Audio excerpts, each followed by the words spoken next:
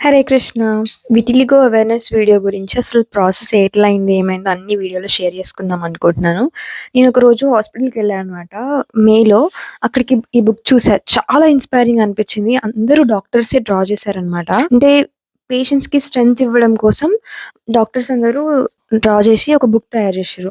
ఈ బుక్‌లో మొత్తం విటిలిగో గురించే ఉందనమాట. చాలా బావుండే.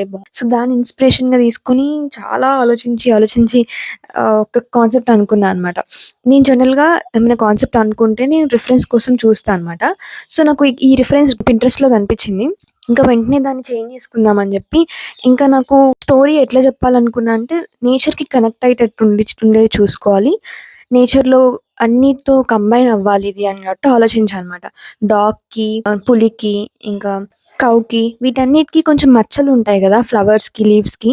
సో, దీన్ని కనెక్ట్ చేస్తామని జెప్పి మర్జ్ చేసి ఇట్లా డ్రా చేశా అనమాట. It was such a beautiful experience అసలు.